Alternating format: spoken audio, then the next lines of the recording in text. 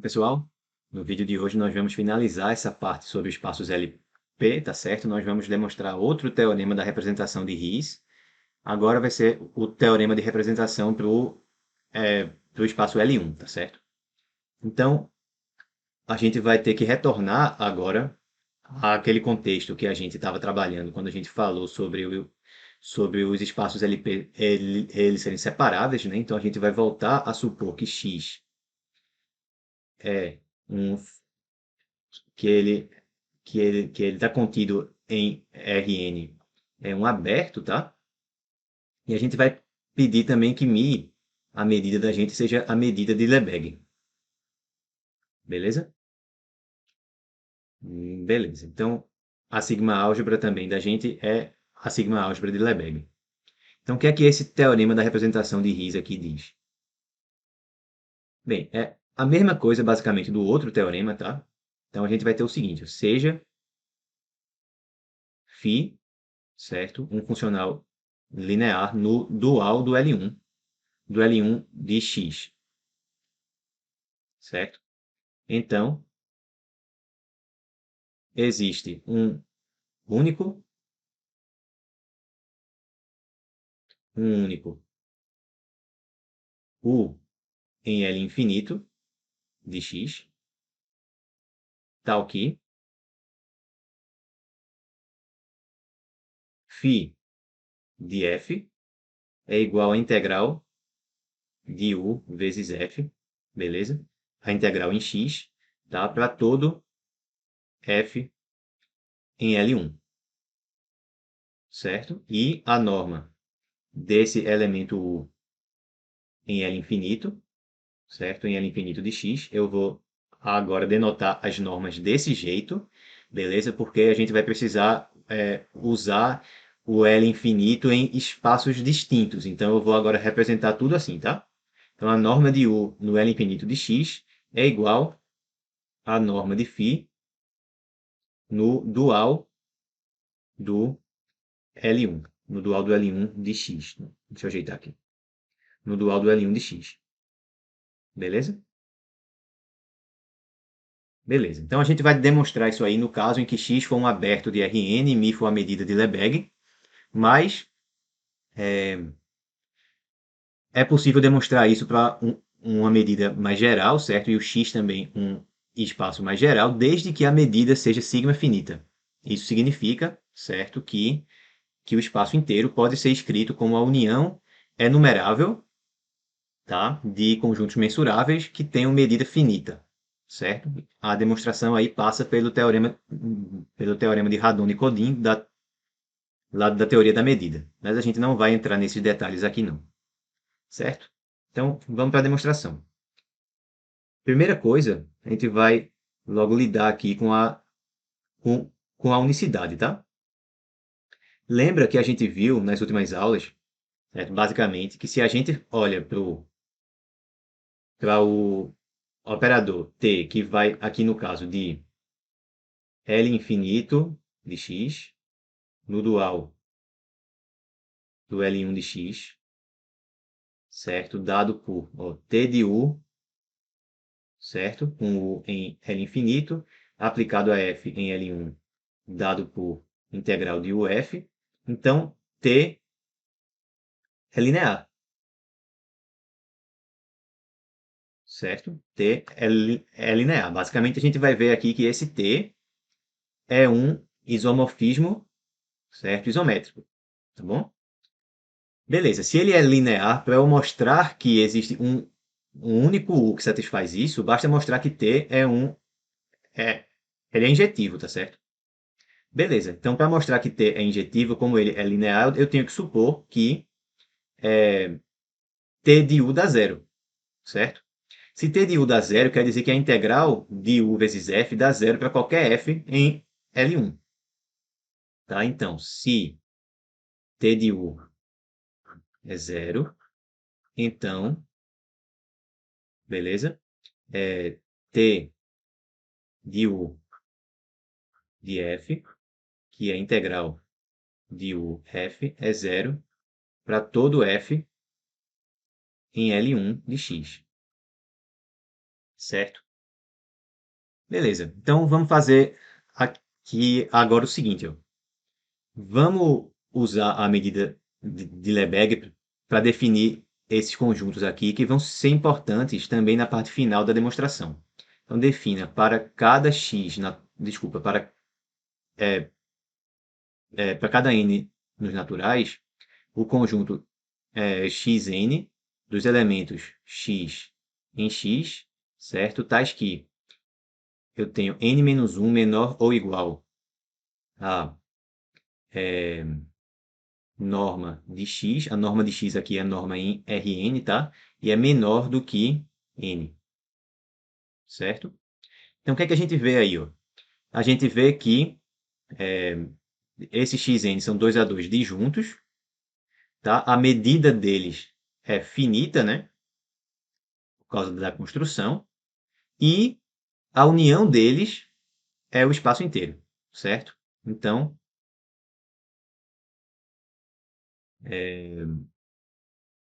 xn interseção xm é igual a vazio, se n for diferente de m. Tá? A medida de xn é finita para todo n natural. E x é a união de xn para n de 1 até infinito. Tá? Beleza. Então, vamos fazer o seguinte, ó. Vamos definir f da seguinte maneira. Então, seja para cada n natural, certo? Fn igual a função característica de xn vezes o sinal de u, certo? Então, esse u aqui é o que a gente fixou aqui em cima. Sinal de u é o quê? Vai ser 1, certo? Se u for positivo, vai ser menos 1 se u for negativo. E a gente vai tomar também aqui essa convenção de que se u for zero, o sinal de u é zero, tá certo? O que é que isso significa, então? Significa que se eu multiplico u por fn, certo? Repara primeiro, né, que fn está em L1 de x. Por quê? Bem, isso aqui é uma constante, né? É uma constante, então ou é 1 ou é menos 1, certo? Ou é zero. Quando a gente colocar o módulo, vai ficar ou 1 ou zero. Esse aqui também, beleza? Então, a integral de fn vai ser... Vamos escrever aqui, né? A integral de módulo de fn, ela vai ser simplesmente... Bem, o módulo desse aqui, ó, né, vai ser... Bem, vamos logo fazer assim. Isso aqui é menor ou igual do que... O módulo de fn, isso aqui é menor ou igual a 1, né? Então, isso aqui é menor ou igual que a função característica de xn. Isso aqui dá a medida de xn, que é finita. Beleza, então, isso significa que cada fn dessa está em L1 de x, certo? E se a gente substitui aqui, ó, u vezes fn vai dar o quê? Bem, sinal de u vezes u vai me gerar o módulo de u, tá? Vai me gerar o módulo de u. Eu vou fazer a integral do módulo de u em xn, certo? Então, como t de u de fn é igual à integral em xn, porque eu estou tomando a função característica de xn aqui, do módulo de u, isso aqui dá zero, certo? Por causa da hipótese da gente. Eu tenho uma função não negativa que está dando zero, que a integral dela está dando zero. Quer dizer que a função é nula em quase todos os pontos. Então, a função é nula em quase todos os pontos certo? De xn. Então, como a gente tá, quando a gente trabalha com L1, né, com esses espaços LP, a gente está identificando funções que são iguais em quase todos os pontos, então quer dizer que U é zero, né, em xn. Como os xn são disjuntos e a união deles dá o espaço inteiro, quer dizer que U é zero mesmo em x, certo? Então, se T de U é zero, quer dizer que U é zero, tá? Então, T é injetiva. E aí a parte da unicidade, ok. Beleza? Isso mostra a parte da unicidade. Então, vamos se concentrar só agora na existência, certo? Então, eu tenho que mostrar que esse U aí em L infinito existe, tá? Qual que vai ser a nossa ideia? A gente vai demonstrar inicialmente esse resultado no caso de a medida de x que ela seja finita. Por quê? Porque aí a gente vai usar essa decomposição de x aqui, certo? Essa partição que a gente gerou e vai aplicar o resultado que a gente mostrar na primeira parte para cada um dos termos da partição, certo? Para cada um desses xn's aqui. Então, vamos iniciar, certo? Nessa primeira parte, supondo que a medida de x, que ela é finita, para depois a gente jogar para o espaço inteiro, certo? Para a gente usar para cada um dos xn's aqui nessa parte e depois jogar para o espaço inteiro.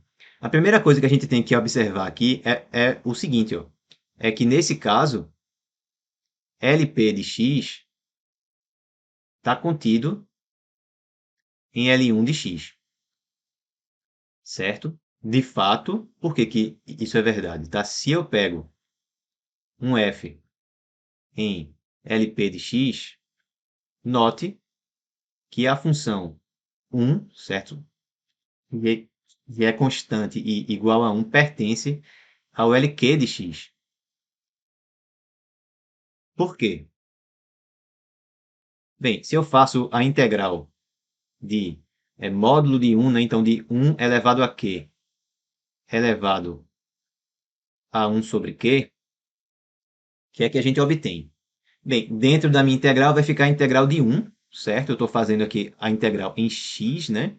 Então aqui dentro eu vou ter a integral de 1 em x, isso vai me dar a medida de x elevado a 1 sobre q. Como eu estou supondo que a medida de x é finita, então essa integral aí deu finita, quer dizer, tá, então que 1 pertence a LQ. E mais ainda, a norma de 1 em LQ é igual à medida de x elevado a 1 sobre q. Então, pela desigualdade de Holder, certo?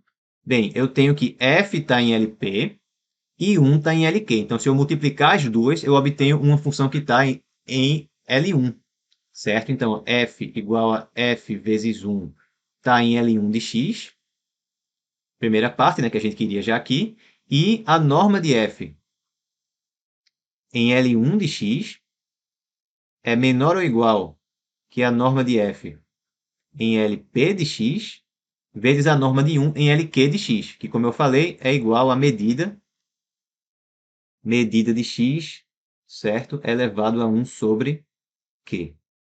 Beleza. Bem, então todo f que está em LP também está em L1. Então a gente começou aqui ó, com um funcional linear φ que está no dual de L1. Então se eu pego um f que está em LP, ele também está em L1. Portanto, eu posso aplicar φ nesse cara, certo? Eu posso aplicar φ em funcionais que estão em LP, certo? Então vamos verificar que o φ, que ele está no dual de L1, ele também está na realidade no dual do LP. E aí entra o teorema de representação de Risch que a gente já demonstrou no último vídeo, que é o teorema de representação para LP com P maior que 1. Tá? Aqui eu estou supondo, óbvio, que P é maior que 1, tá? Pronto. Então, com qualquer P maior que 1, LP está contido em L1 nesse caso. Certo? Então, se F pertence a LP de X, então eu posso calcular quem é φ aplicado a F. Certo? Como F está no dual de L1, isso aqui é menor ou igual a norma de φ no dual de L1, beleza? Vezes a norma de F em L1. Mas como a gente viu aqui atrás, ó, a norma de F em L1 é menor ou igual a isso. Então isso aqui vai ficar menor ou igual do que norma de φ no dual de L1 vezes a norma de f em LP de x vezes a medida de x elevado a 1 sobre é, Q, né? E isso aqui vale para todo f em LP. Portanto, φ está no dual de LP e a norma de φ no dual de LP, no dual de LP é menor ou igual a norma de φ no dual de L1, norma de φ no dual de L1, vezes a medida de x elevado a 1 sobre Q. Certo? Beleza. Então, como φ está no dual de LP, como eu tinha falado, posso usar o teorema da representação de Riesz para LP, né? Então, dado, vamos fazer aqui de outra cor agora. Então, dado P maior que 1, dada P maior que 1, certo? Seja Q maior que 1 também, tal que 1 sobre P mais 1 sobre Q é igual a 1.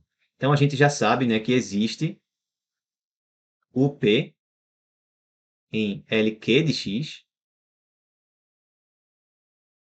LQ de x, em LQ de x, tal que φ de f é igual à integral de UP vezes f. Isso vale para todo f em LP de x, certo? E a norma de UP em LQ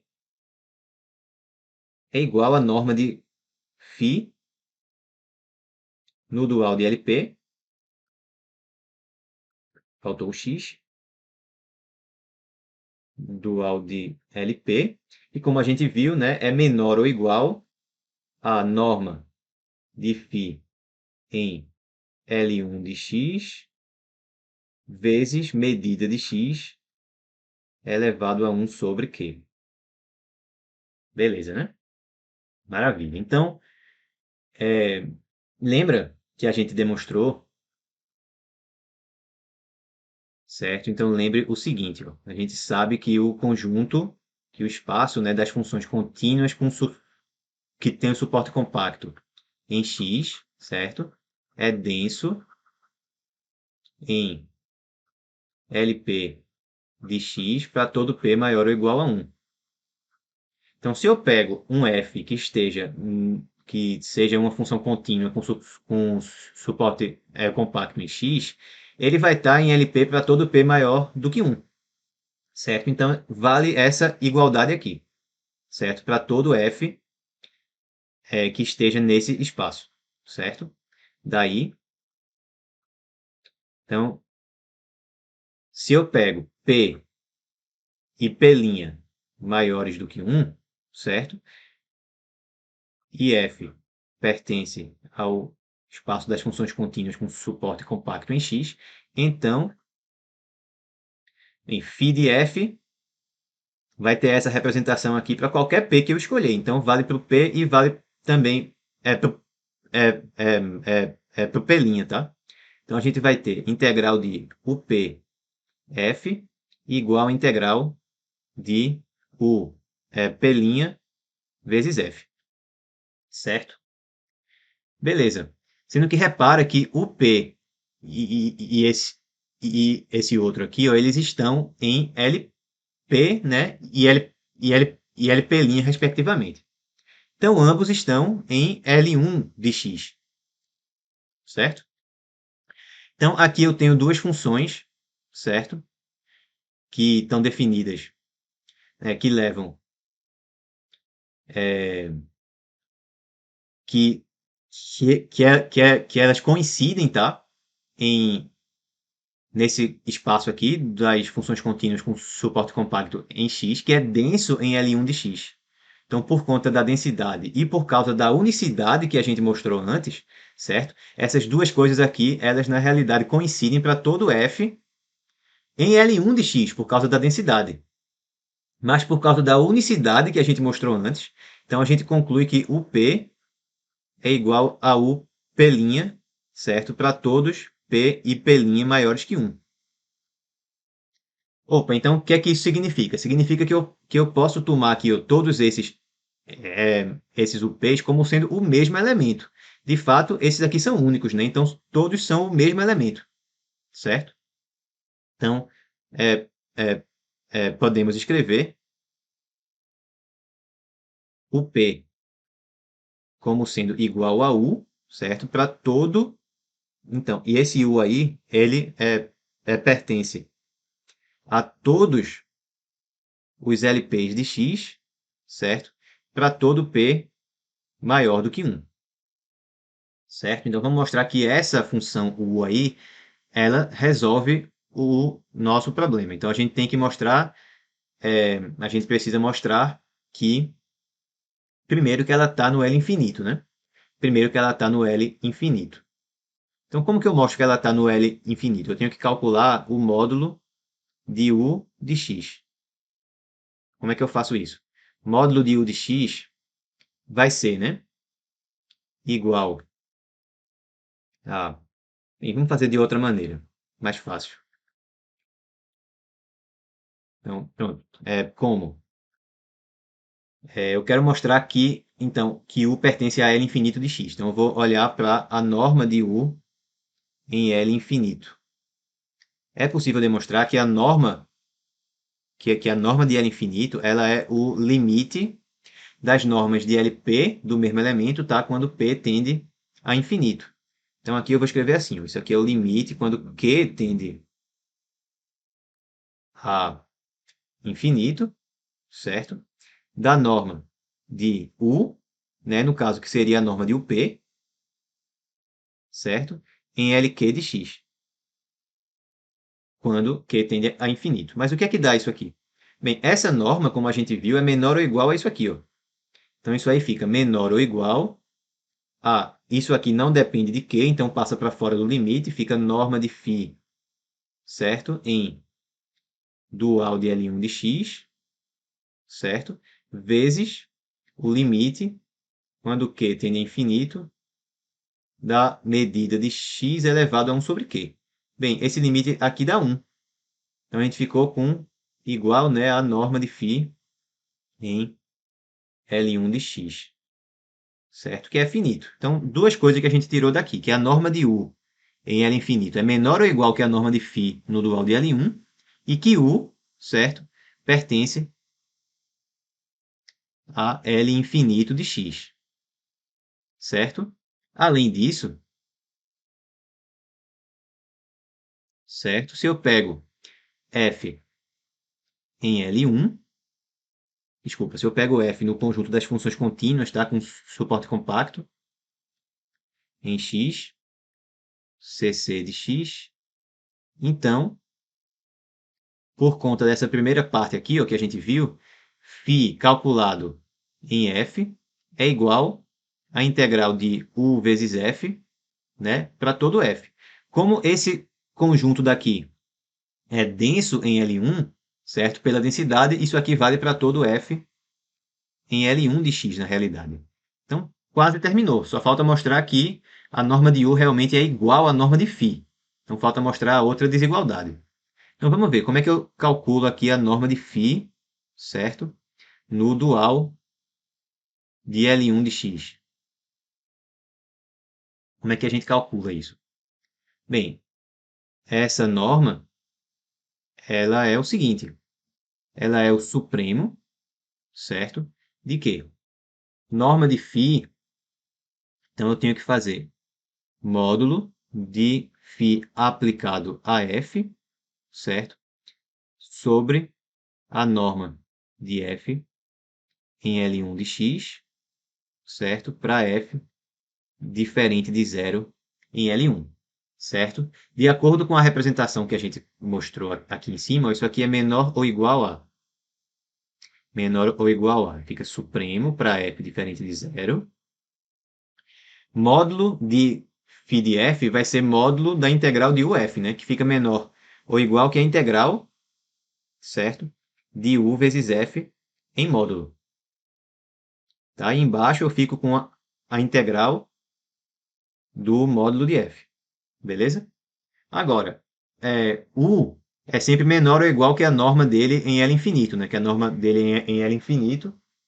Isso aí a gente mostrou já lá atrás, né? Que u de x é menor ou igual à norma dele em L infinito em quase todos os pontos. Então, como a gente está identificando funções iguais em quase todos os pontos, isso aqui fica menor ou igual a, bem, sup para f diferente de zero, de norma de u em L infinito, vezes o que restou lá em cima, que é a integral do módulo de f. E embaixo eu também tenho a integral do módulo de f. Como f é diferente de zero, essa integral aqui é diferente de zero também, eu posso simplificar. Ficou apenas, tá? Ficou apenas a norma de u em L infinito. Então, a gente tem agora que a norma de φ é menor ou igual que a norma de u, e a gente também já tinha que a norma de u era menor ou igual que a norma de φ. Então, o teorema está demonstrado no caso da medida de x ser finita. Então, vamos para o outro caso agora. Vamos mostrar que também vale se a medida de x for infinita. E aí, nesse caso, a gente vai usar agora de novo, certo? Esses conjuntos aqui, o que a gente definiu antes, certo? Esse xn, certo? É essa partição de x. Então, vamos lá. Parte 2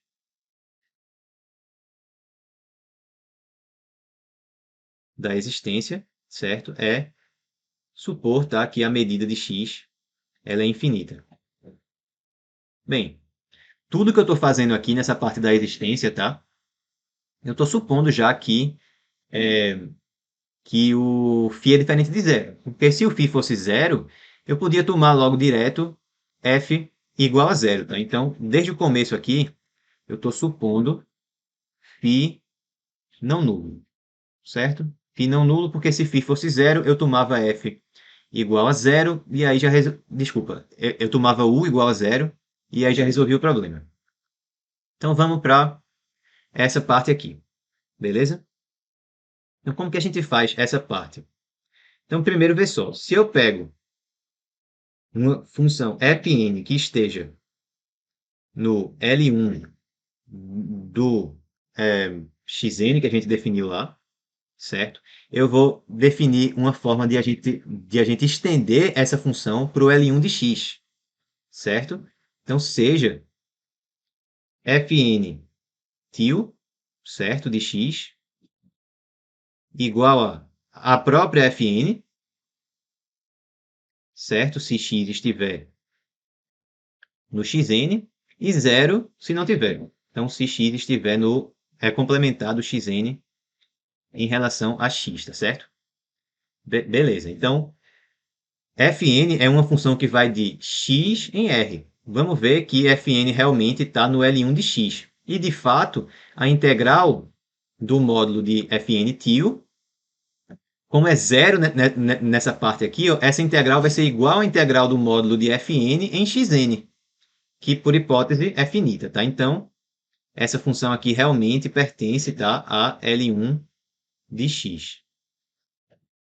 Beleza. Aí, agora vamos fazer o seguinte. Eu já tenho o φ, né, que está no dual do L1, certo? Vamos definir agora um funcional em cada um dos duais dos L1 de x. Beleza? Então, certo? Defina φn que vai de L1 de x em R, pondo φn de fn, né? Fn é alguém que está no L1 de xn. Eu vou fazer isso aqui como φ calculado nessa extensão de fn que a gente definiu aí em cima. Certo? Beleza, então φ está no L1 de x, fn til também está no L1... Desculpa, φ está no dual do L1 de x, fn til está no L1 de x, então faz sentido calcular isso aqui. φn está bem definida. Vamos mostrar agora que ela está no dual do L1 de xn. beleza? Como? Calculando o módulo aqui, ó. Módulo de φn de Fn é igual ao módulo de φ vezes Fn til, tá? Que é menor ou igual à norma de φ em dual de L1 vezes a norma de Fn til em L1. Mas como a gente comentou aqui em cima, a integral do módulo de Fn til é igual à integral do módulo de Fn em Xn. Essa segunda integral que eu comentei aí é a norma de Fn. Tá? É a norma de Fn em L1 de Xn. Então isso aí mostra, né, que que φn pertence ao dual de L1 de Xn, beleza? E que a norma de φn nesse dual ela é menor ou igual à norma de φ no dual do L1. Beleza. Sendo que, como a gente comentou antes, Xn tem medida finita. Mid Xn é finita. Então eu posso usar o teorema da representação de Riesz que a gente mostrou na primeira parte da demonstração para L1 de Xn, certo? Então, pela parte 1, para cada n natural,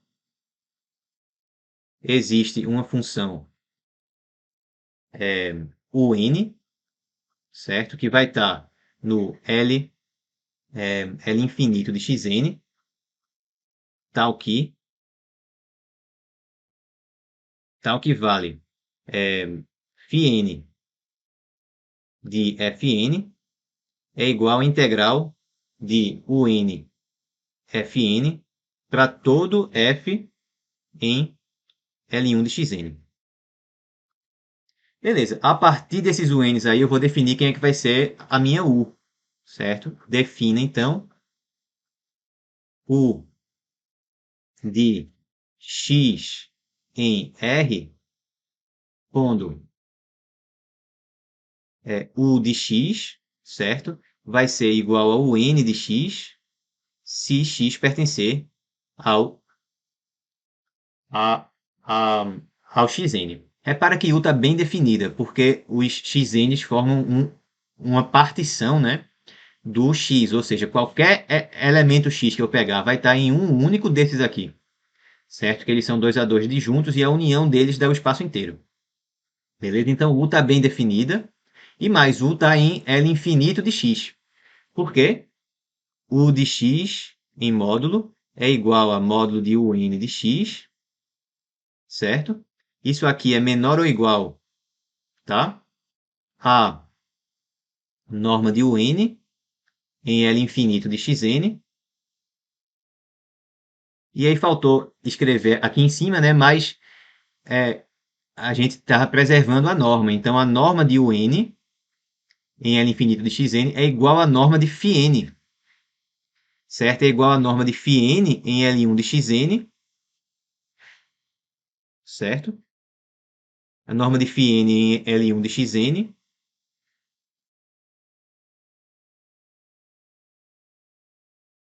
Tá, aqui eu esqueci do n aqui embaixo, pronto.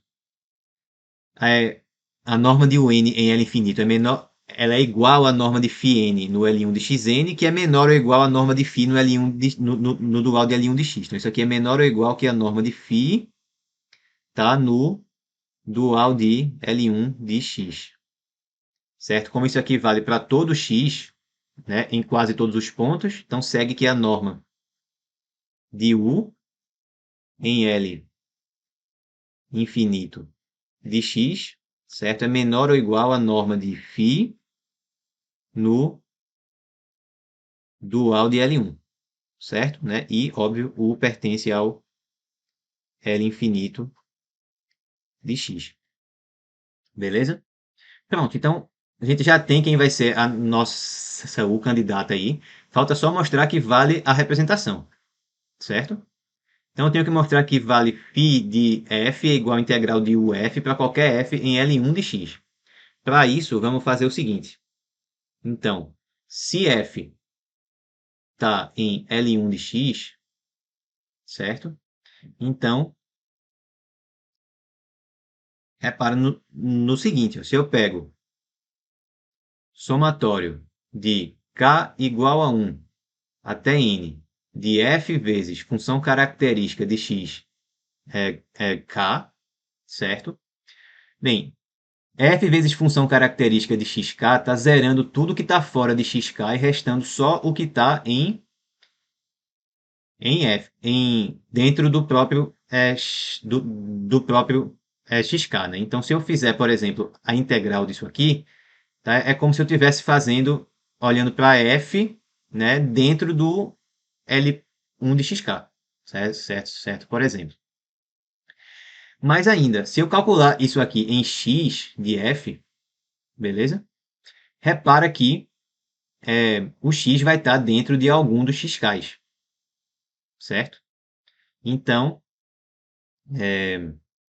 à medida que eu for aumentando isso aqui, vai chegar um ponto que o k vai passar do índice em que o elemento está. Então, vai dar 1, tá? E todos os outros vão dar 0. Isso aqui vai dar 1. Então, isso aqui converge para f, certo? Em todos os pontos. Mais ainda, isso aqui, o módulo disso é igual ao módulo de f, tá? É menor ou igual ao módulo de f. Vai ser 0, tá? Se eu não tiver chegado ainda no índice que eu preciso chegar para que eu tenha x pertencendo ao xk, e vai ser 1 se eu tiver, certo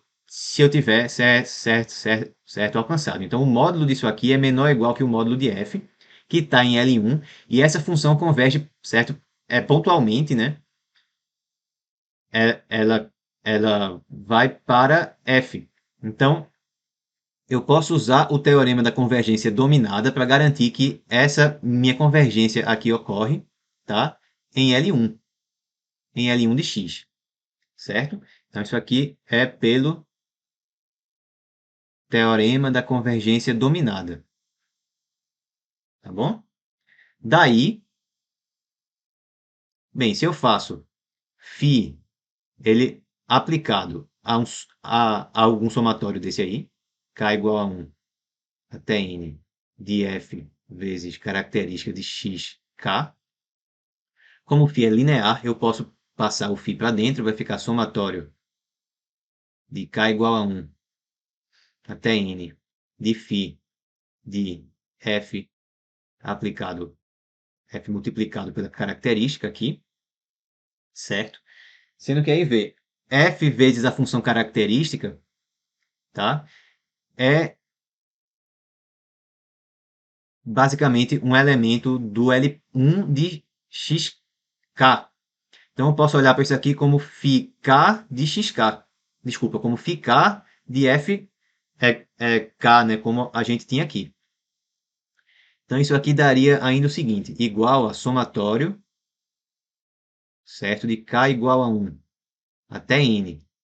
Bem, φk aplicado a fk, aí a gente sabe o que é que vai dar aqui. Ó. Vai dar a integral, né, de u, né, estou igualando, então de u vezes f vezes característica de xk, certo?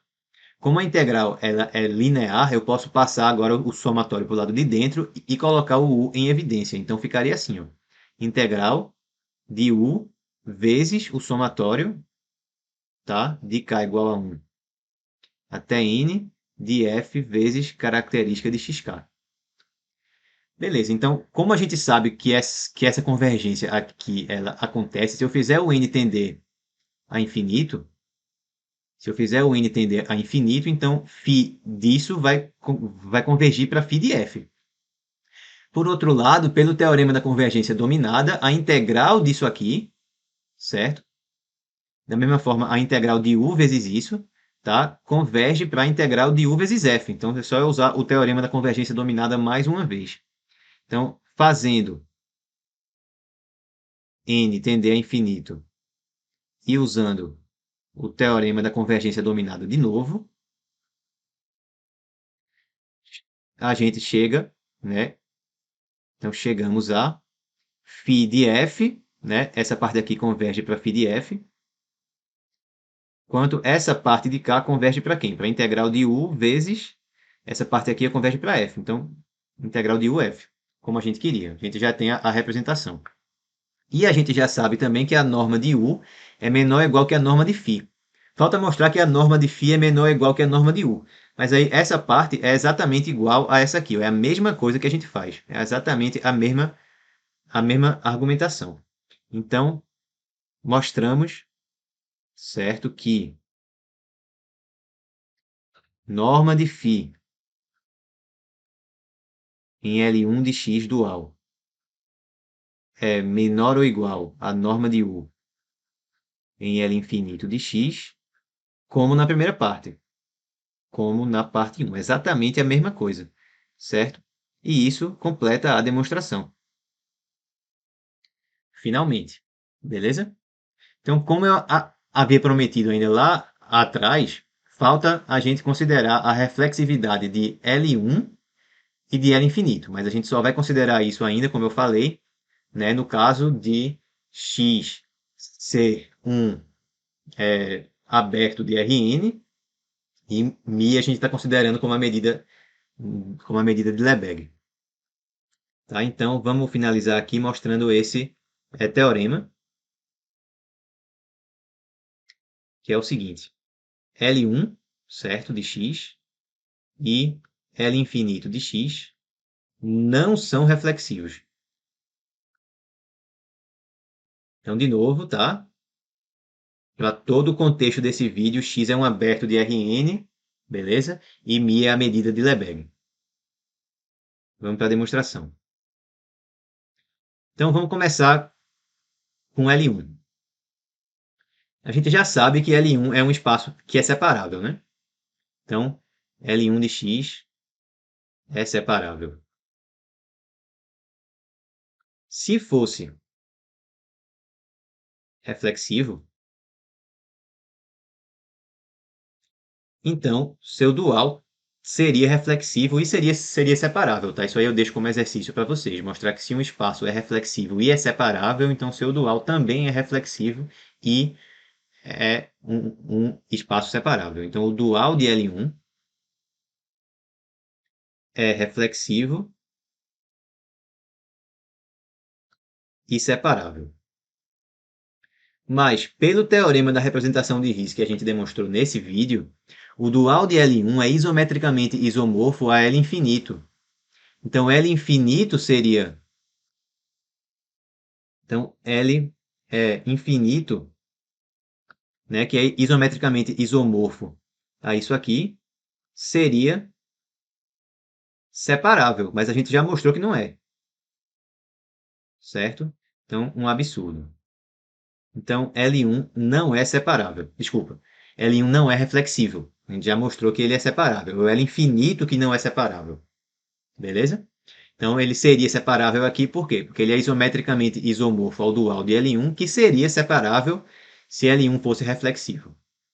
Agora, o L infinito. O que é que eu posso falar sobre o L infinito? Se L infinito fosse separável, desculpa, fosse reflexivo, se L infinito fosse reflexivo, então, de novo, L infinito é isometricamente isomorfo ao dual de L1, certo? Então, o dual de L1 seria reflexivo. Mas a gente já tinha deixado como exercício antes, né, mostrar que um espaço é reflexivo se somente se o seu dual é um espaço de Banach, óbvio. Beleza? Então, daqui a gente concluiria que L1 é reflexivo, certo? Outra contradição, certo? Então, outro absurdo. Então, nem L1 nem L infinito são reflexivos. Para a gente finalizar essa parte, vamos considerar aqui é, é, essa tabela aqui, tá? Então, vamos pegar L1 de x, certo? Aqui, no caso, x é um aberto, tá? De Rn, medida de Lebesgue sendo considerada. Vamos considerar também o LP de x para P entre 1 e infinito. Aqui não precisou disso para a gente falar sobre... Precisou para separabilidade, tá? Mas para o dual e para a reflexividade não precisou. E o L infinito de x. E aí vamos considerar. Ele é um espaço que é separável. Ele é um espaço que é reflexivo. Sim ou não? E quem que é o seu espaço dual?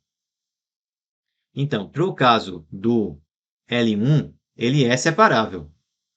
Todos os LPs para P maior que 1 e menor que infinito também são separáveis. E o L infinito não é separável. Reflexivo, L1 não é reflexivo. LP para P entre 1 e infinito é reflexivo, certo? E o L infinito não é reflexivo. O dual do L1, ele é o... A gente pode identificar o dual de L1 com o L infinito, que eles são isometricamente isomorfos, né? O dual de L1 e o L infinito, pelo teorema da representação de Riesz da aula de hoje. O dual de LP é LQ, certo? Onde 1 sobre P mais 1 sobre Q é igual a 1. E o dual de L infinito é quem? Bem, o dual de L infinito é o bidual do L1, né? Então, ó, o dual de L1 é identificado com L infinito. Então, o bidual do L1, certo? É o dual do L infinito. Sendo que o L1 não é reflexivo, quer dizer que a gente tem uma cópia, certo, isométrica do L1 contida, certo, é propriamente no seu bidual, tá? Então, eu não posso dizer que o dual do L infinito é o L1, mas ele realmente contém o L1, certo? Contém o L1 de x. Então, com essa tabela aí, a gente resume essas propriedades que a gente provou para os espaços LP, certo, pessoal? Então, com isso a gente finaliza essa parte e para aproveitar o nosso embalo aqui, falando sobre teoremas de representação de Riesz, a partir da próxima aula a gente começa a falar sobre outro contexto em que esses teoremas aparecem, que são os espaços de Hilbert, tá bom? Então, até lá, certo? Um abraço a todos e até a nossa próxima aula.